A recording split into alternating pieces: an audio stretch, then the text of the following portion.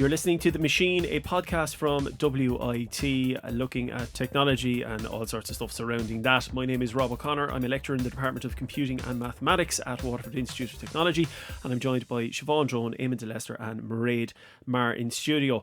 Last episode we established what computer programming is, and this time we're going to have a look at how you might dip your toe into the world of coding.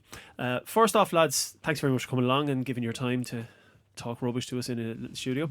Very welcome, Rob.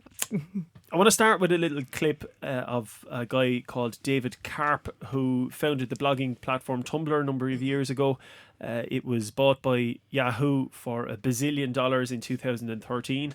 He stayed with the company for a while, but then not long afterwards he left. But he recorded a video for Code.org, who are a computer education advocacy group, and it's just about how somebody can start coding today. When I first got rolling, it was kind of easier back then in some ways and harder in other ways. The actual code was easier back then. At the same time, today you have much better resources. You have code.org, you have search results for pretty much any tech question you would ever want to ask. You have school courses, you might even have teachers today that know how to code, understand how the internet works, and can teach you. That's a pretty incredible resource that I didn't have around me growing up. Probably the first website I ever built was just copying the HTML code from yahoo.com and just editing it until it was David's website. And you know, the more you do that, the more you actually start to learn the language yourself, and you're able to start to build the stuff from scratch. Or putting your work out there early, even before it's perfect, even before you really have found your voice yet and know what you're trying to say, is an amazing feeling and an amazing learning experience, and a chance to start to connect with people who will kind of take you the rest of the way there. But if you have any aspirations of putting your idea, putting your work out there into the world, start now. Okay, that's David Karp doing a video for Code.org. He's the founder of Tumblr. He's now gone from there.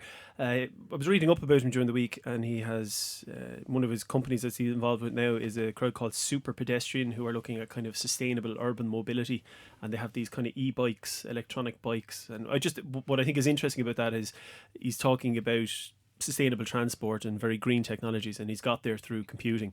That's a kind of a by the by, but it adds further credence to the idea that computing permeates pretty much every industry today. But what he gets at there is just start now. But how do I start now?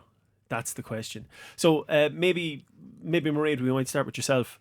If I wanted to start programming now, what kind of equipment would I need? Yeah, I think a laptop. It doesn't have to be a top range laptop. Just a nice processor. I think a laptop is nicer than a tablet, because it's just, you're going to be typing, you know, and you just may as well get the laptop. I mean, if you really want to work at it, a nice desktop with one or two screens, you don't need any more, but that's probably the best. But a laptop is absolutely fine to get going. Mid-range is enough to get going as well, because you can always upgrade. You know, there's a market if you want to upgrade later on for that. And would you all agree with that? Yeah, I think once you've got the laptop, you might look at getting used to some applications other than the ones you might have seen in the past. You've probably heard of Notepad, maybe, or maybe you've used an Office tool like Word. A lot of programmers use simple text editors. Sublime Text is one. So locate that, download it, run it. It's just a thing for typing in text. Would be one of the things you'll use along the way. Yeah. So, I mean, you've mentioned there about the tablets, and I know exactly where you're coming from. The tablets can be kind of almost like little toys to start programming, but you can't go to the next level. Yes. But Siobhan, you have used some tablet programs with schools when you're doing some coding. I have. I've used one of the schools that I go out to. One of my children is in this school, so I go out and they have iPads. It's iOS version 10 plus.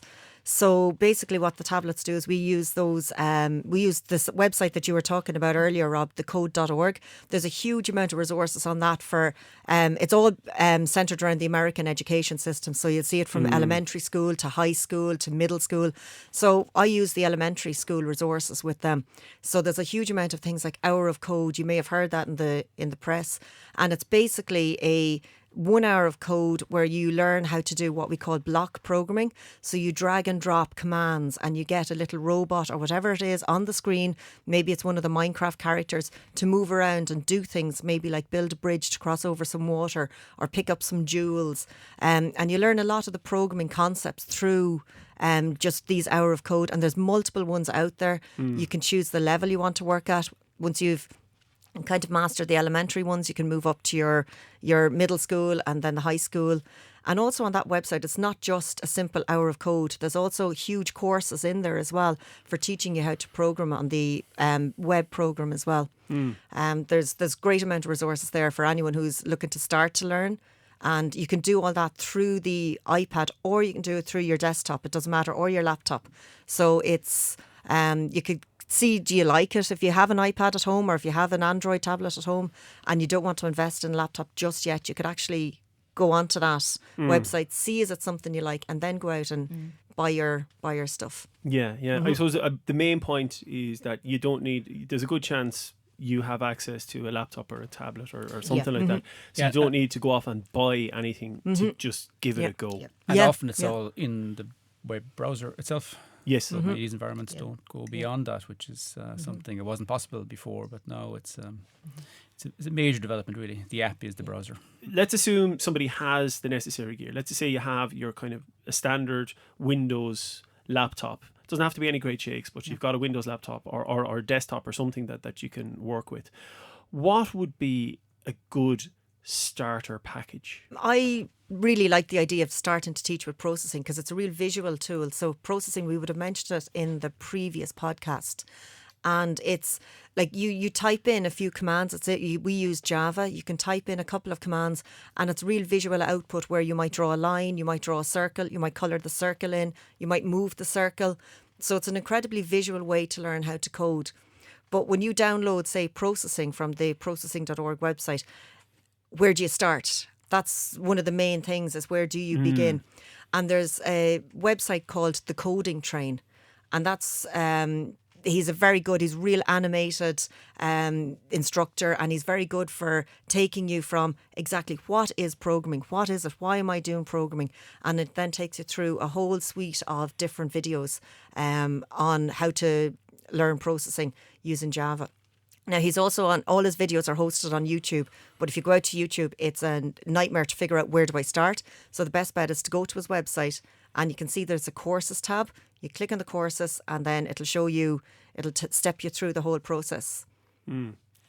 That's an interesting point that you talk about the plethora of material that's on YouTube, because that's one of the things I found with there's a huge amount of learning material in computer science and various other things, but particularly computer science on the web.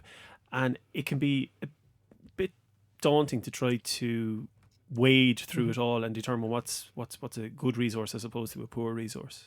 Yeah, exactly. It's a nightmare when you go out to it and you see, like, there's, even if you look for Coding Train, there's a huge amount of stuff out there.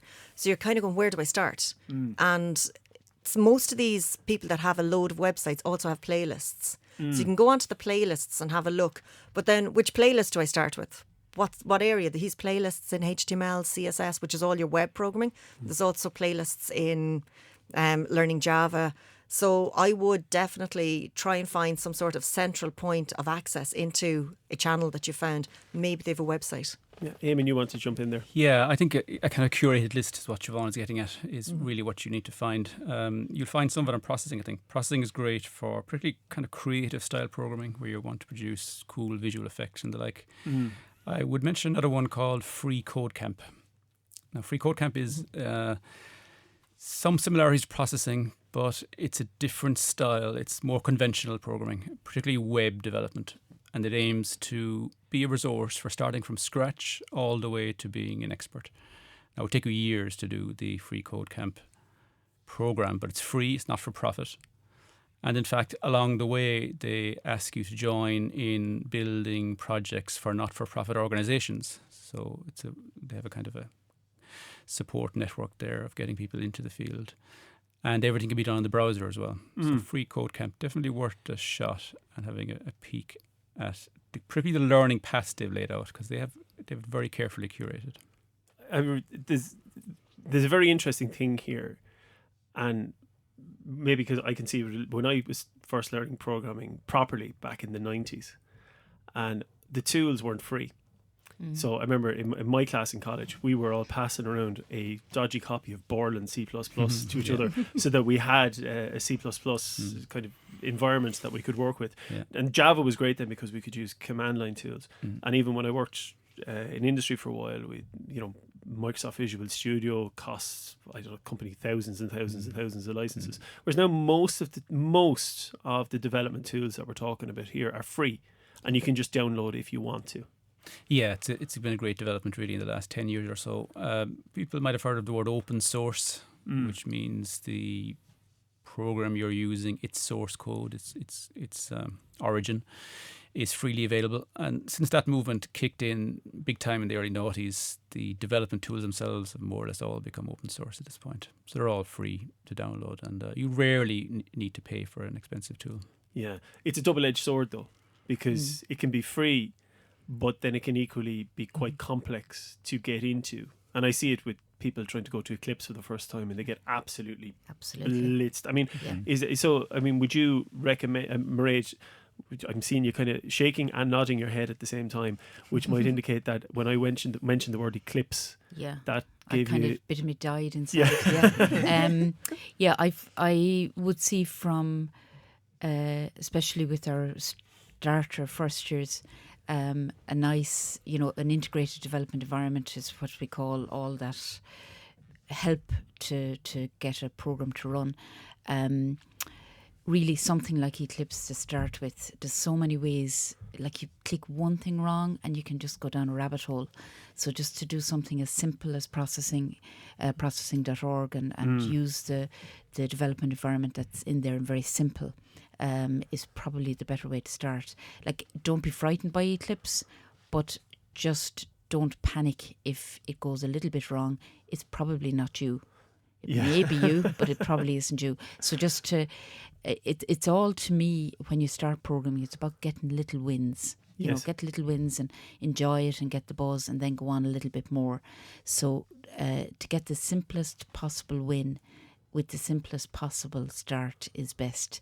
And Eclipse probably isn't the simplest possible start, but it's fine, and there's always help. And I suppose, I don't know if you want to go on to that yet, but how do you get help if something goes wrong is the next thing. Well, sure, let's go with that then. Let's go with that. So I suppose the first thing you need to know is where to start. And the second thing is, the first time you get an error, what happens, or who do you go to for that? Now, you may be in class or you may be in your own room.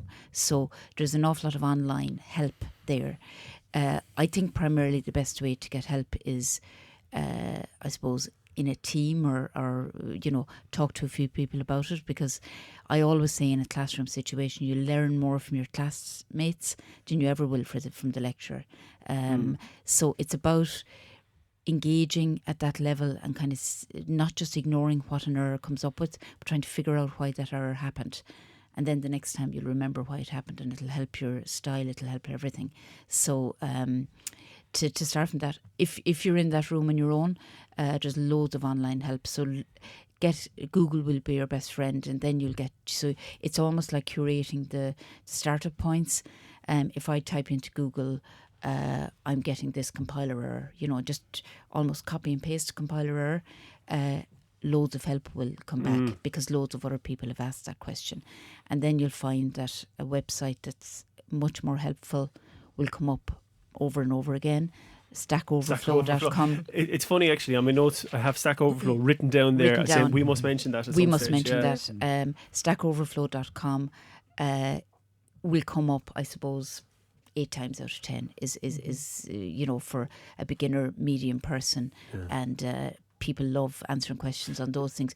almost every error you put in, copy and paste, you will get an answer from Stack Overflow. Yeah. So Stack Overflow, just to establish, Yeah. it's a website. Yes.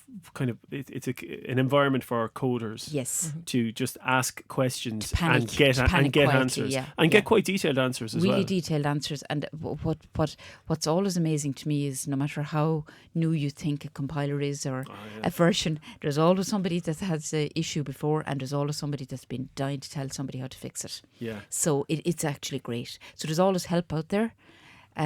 And it's like the curating. Get your favourite help place. So, but you can still just Google it. I mean, it's amazing. Like you can Google it, and stackoverflow.com or something else might come up with that. Yeah. Now, just a caveat on that.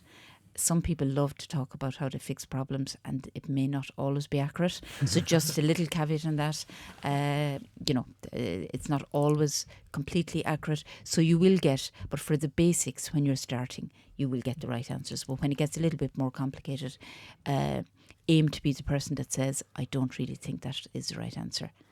But you're a long way down the road from that at the start, yeah. And the more mistakes you make, the better you are as coding. Ironically, Yes. it's one of those fields that the more errors that you can generate and make and try and fix, the better coder you'll be. Yeah. There's another thing about that when you get errors. I remember years ago getting compile errors, and you have a few hundred errors, and I see it with some students, and they're trying to solve them all. Yeah. Don't fix one, Absolutely. and then fix the next one. And you might be one error might fix 30 errors, but exactly. I often think Yeah. that's Yeah. you see this blitz of Yeah. jargon and hieroglyphics coming back at you. The computer goes into meltdown. Yeah, but it's only one mistake. But yeah, just fix one mistake and just start with that, and then move on from there. And it's a bit like being a private investigator. That's why I love debugging, right? Yeah. So you're kind of trying to figure out where the source of all this is coming from, and you follow a path, and you get used to that path, and there's two kinds of mistakes you can make in programming. You can make a grammatical error, which the compiler tells you about. And then as time goes on, you can make an error that you're doing the wrong thing. So the grammatical error would be something like a syntax error. You Syntax mean error. to say for, but you spell for with a capital F instead of a lowercase f. Absolutely. And those you get very used to that in the beginning, but it's very, very pernickety about those. So they're the first kind of errors you want to catch. The second are the more long-term ones where you're doing the wrong thing. So instead of getting the area of a triangle, you put in the wrong formula, so you got the wrong answer. So there are two types of errors, and like the second one is nearly the one that you'll be always at, because eventually you won't be forgetting to capitalise or non-capitalise or whatever. But it's just, where has it gone wrong? And you can get, that's really interesting actually. Yeah. So I suppose most of us have spent hours wasting time. And then the buzz you get, it's Like like this morning, it's like coding. solving a crime. You had one of Yeah. these this morning, did you? I had a bug this morning. Yeah. Drove That's me why she's so bananas. happy now. And now I'm happy because I fixed it. Did you? Yeah. An hour later. Sometimes it can take that long. Yeah. And I Yeah. think a key though is asking Google, obviously, but also asking somebody. Yeah. So asking a human. We have a term in the industry called pair programming. You might even stumble across that when you're doing some research online. Pair programming actually is an accepted practice. It's one keyboard, one mouse, one screen, two people. So they're then talking, interacting with each other all the time as they're working on a programming task. And it brings to light one of the surprising things about programming today is it's very social. The days of somebody in a room on their own working away are kind of gone now, really. All programming teams are working in a collective. They're in touch with each other all day long. And very good social skills actually is part of what makes part of the repertoire of a programmer. Yeah, and there's another thing that we look at in programming as well is called the janitor method. So it's almost it's an American term, right? Yeah. So you find a janitor in the building and you start explaining your problem to him or her, right? And by the end of the explanation, the janitor who's completely perplexed by what you're talking about is none the wiser, but you just solved the problem. Because in just the communication of the problem, often the solution lies in there, and it's about clarifying the problem to yourself. Yeah. So oftentimes I think if you're trying to understand a problem, the best way to do it might be to explain it to that person that you're pair programming with, and suddenly both of you understand it a bit better. And in more cases than not, you will actually solve the problem yourself by clarifying it in your head. So that's all about learning how to do that. Yeah, as well. we see that with students all the Yeah. time. I say 80% of the time, if a student has a problem, they drop their hand, we walk over, and by the time we've arrived, they solved it because they started to articulate what they were going to say to you when you arrived. Yeah. Yeah. So that's it's that articulation, I think, Yeah. makes it real and advances your thinking significantly. Has it always been the way?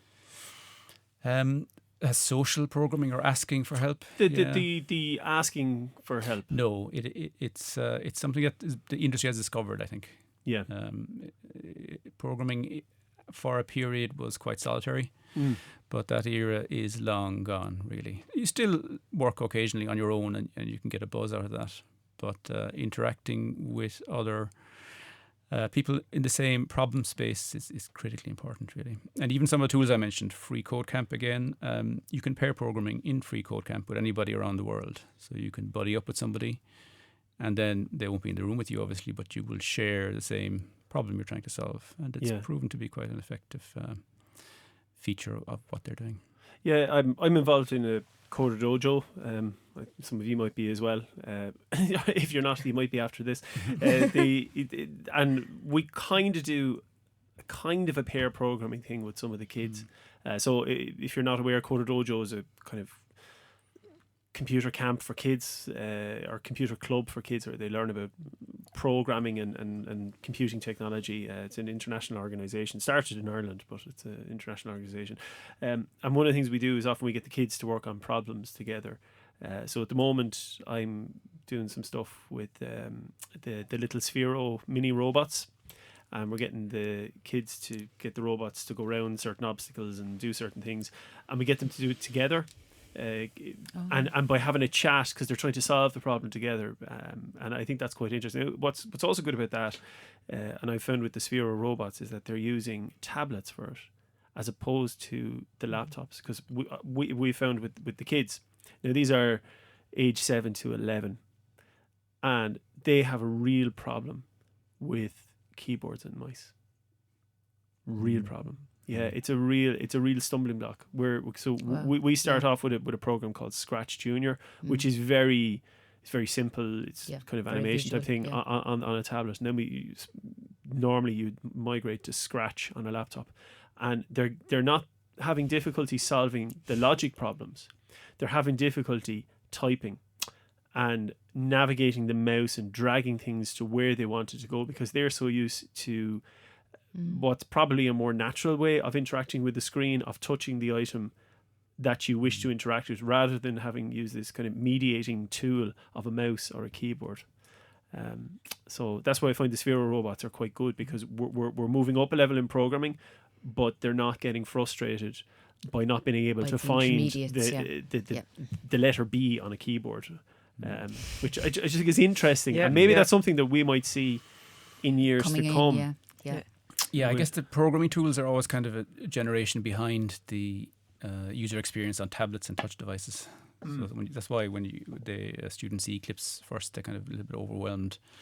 I think it's not so much the tool, though, as ultimately in programming, you're probably going to get used to text, really. There's fabulous programming visual environments. And I mean, Apple just released a new one on the iOS Siri shortcuts, where you can visually do massive amount of automation tasks on your iPhone, but it's all dragging and dropping and various gestures. But programming will remain text for the moment.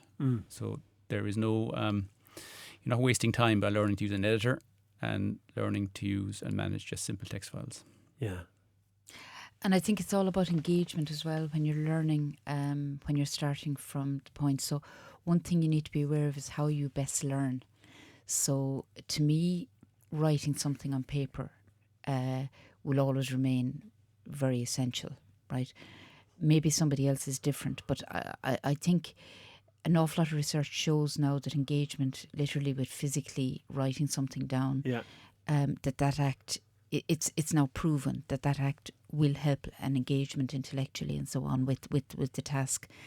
So, but learn what's best for yourself. So, for instance, if you're doing visual programming and you're trying to draw a circle in a house, draw it on a piece of paper and do your machinations on that paper, and then move your understanding of that onto your thing, rather than trying to do it all in your head. Because or maybe you can do that, so you just need to know yourself and know what best way you learn. But go with that. And it's, when we move from technology to technology, you need to know yourself a little bit better to see what is the best way you can move from one to another. Because and you want to be a little bit more flexible and get the best out of the way you learn. Because one of the exciting things about programming is you'll always be learning. And things will always be changing, and what you need to do is to understand the best way you can be flexible enough to move with that and to use your strengths with that. Yeah. And just to follow on from Mairead there, like if you're an incredibly visual learner, what you were talking about earlier on, Rob, about the Sphero robots, they're quite accessible in price, in that if you buy the mini ones, they're about 50, 60 euros. Something like that, and you can get them on Amazon. And basically what you can do is you can actually, if you're really visual and you like to see stuff working and running, you can Bluetooth from you can even do it from your phone. You can set up the Sphero app on your phone, your tablet, be it an Apple, an Android. You can even do it on actually the Amazon Fires. You can do them on. You can do Spheros on those. And basically what you can do is you can get this little mini robot, which is the size of a ping pong ball. You can put it on the ground and you can get it to move along, and you can get it to change colour, you can get it to talk, you can get it to speed up, slow down. And it's a real visual way of learning how to code. And if you're a real visual learner, it's a really good way of, and if you're interested in electronics and how computers interact with electronics, it's a nice way to learn that way. I suppose, again, the caveat with this conversation is that this is based around somebody beginning programming. If you're an experienced programmer, obviously this is all old hat to you. You're not going to go back to working, unless you're doing it for fun. You might go back to working with a Sphero robot, or going back to working with something like Scratch, actually, which is interesting that we haven't really discussed Scratch. Which is a system developed by MIT. It's a kind of a programming learning environment. I know you used to use it for first years in programming, but you don't use it much anymore. We're trialling not using it this semester just to see what happens. Yeah. So we found that with Scratch that they learnt a lot of the flow of control of a program, like the sequence of events, repetition, decision making in a program. But the thing is, our students said to us that they found it really frustrating to work with. Now, bear in mind, we're dealing with adults. Yes. So what we did was we tried to move all of the flow of control then into processing. So teaching the flow of control through that, and we're trialling it this year to see. But Scratch, when you talk about Scratch as well, Spheros, those robots we were talking about, that's like a Scratch-based environment, but it's now you're actually interacting not just with the computer or the laptop, you're interacting with devices. So it's followed on, like Scratch, I won't say it had its day, but Scratch is the founder of a lot of these newer learning devices, like Spheros, where you can learn your flow of control through a robot. Yeah, and the Aura code, when you were talking about the Aura code the is blocks, all Scratch-based, block-based coding. It's this drag and drop, an if statement or a variable or whatever, or a command. That all comes from Scratch. So I suppose we're not giving out about Scratch. Yeah, no, it's great because it's the father of all of those. It's the it's the founder of it. And one thing when I was out in one of the primary schools, we started doing Hour of Code, and I did one of the Hour of Codes with them. They absolutely loved it. Did a second one, which was teaching different kind of things. They liked it.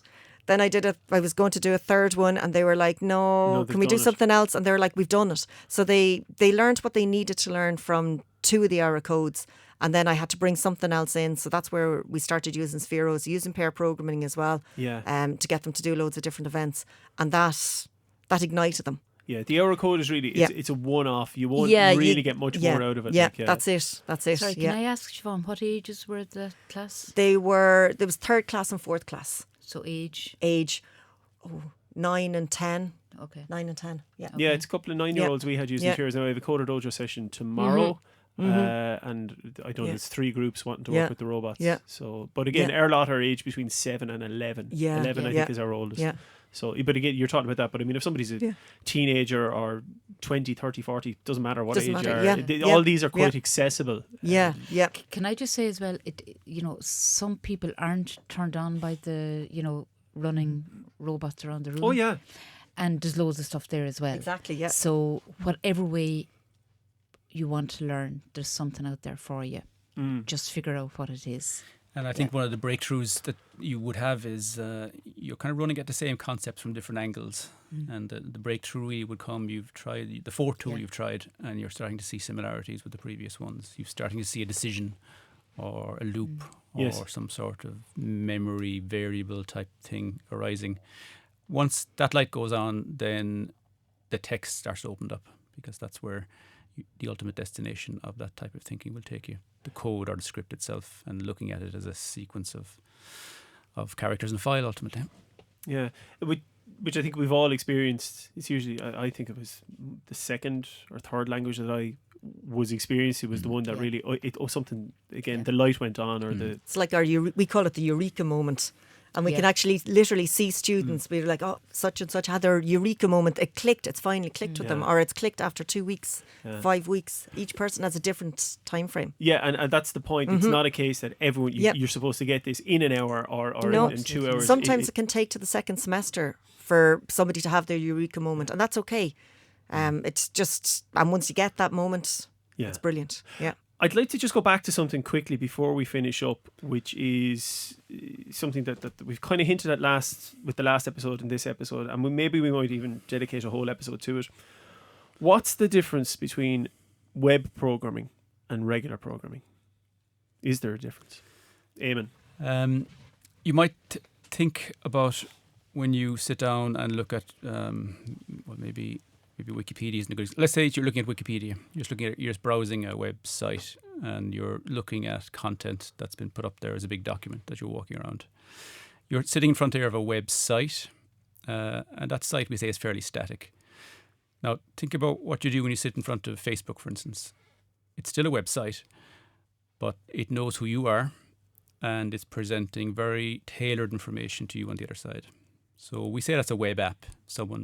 A programmer built that app.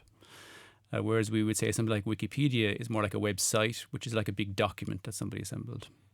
So web development is the same as programming, but there are other domains to it, including the nature of the website itself, possibly it being a document-oriented site or a real application. And there's a more complicated tool set than simple beginning programming. So would you recommend somebody get into web programming as a start? It can be done. So, for instance, the Free Code Camp I mentioned takes you to web very quickly. That's their sole focus. Another one I might mention is glitch.com, which is a bit more advanced than Free Code Camp, but it's all about you want to build a web app. So you want to build a Facebook-like experience. You're not just putting together a website. You want something with intelligence and interaction. It's part of the fun, really, in that there's more than one notation then. It's not just one language you're learning. It's 2, at least 3 more likely. Could even be 4. And it takes a little bit more time and energy to work into that domain. The benefit of web programming, though, is that you can often see the results quite quickly. Yes, and with something like glitch.com, you can do something and send it to somebody on the other side of the world, and they're looking at the same thing you've just created. So you're creating something in the cloud immediately, as opposed to something just running on your little device or on your own computer. Yeah.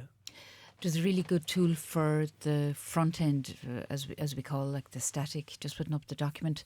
It's W3 Schools. Oh yeah. So .com, and that will actually allow you to put in, to show you little pieces of code, and there's a button that says run it. You'll see how it runs. You can change things, so that'll run you through the structure of the page and the colours and the style and all that really, really simply. So you can do an awful, you can make something very cosmetically pleasing very nicely without doing any of the back end programming on it. So you can play around with that. So if you want to be the person that sets up a little website, and then just deploy it onto a free website or something. That's very straightforward. Yeah. Yeah. I think we might end it there. I suppose to try to summarise it, I don't think anyone is recommending any one tool, which is probably no help to somebody looking for a simple answer. But there's lots of tools that are out there. Code.org, Processing, Free Code Camp, the Code Train, Glitch.com, W3 Schools. We've mentioned other packages that somebody can download, including the processing, or there's also Scratch. Scratch 3.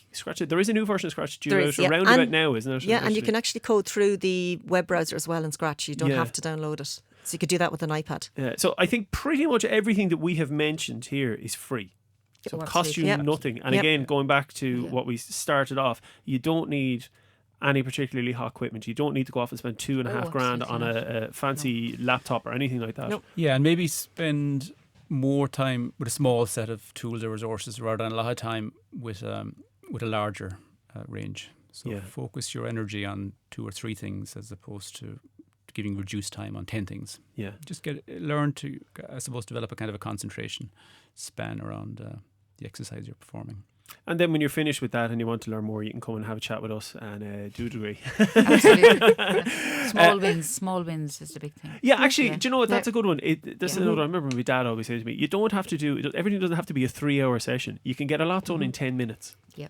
And it you'll get probably- a feel for Yeah. the particular tool you're using if you like it. And if you don't like it, move on to the next one. Just to, kind of, if Yeah. it's something that's not igniting you, move on. And don't be find afraid- another one. And don't and- be afraid to dump it and move on. And don't be Yeah. afraid to make mistakes. Exactly. Yeah. Actually, More the mistakes, the better. Yeah, I think we can all agree on that Yeah. one. So there you go. Make loads of mistakes. Just rip stuff off the web for free, and you'll be sorted. Okay, to Mairead, Eamon, and Siobhan, thank you very much. This has been The Machine, a podcast from WIT. We're available on most of the podcasting platforms now, except Spotify for some reason, and I need to get to the bottom of that. We don't have a webpage set up, still don't have any social media set up, but we'll get there eventually. Right, lads, thank you very, Thank very much. you. Thank you, Rob. Thank you. Thanks a See you million. then. Bye.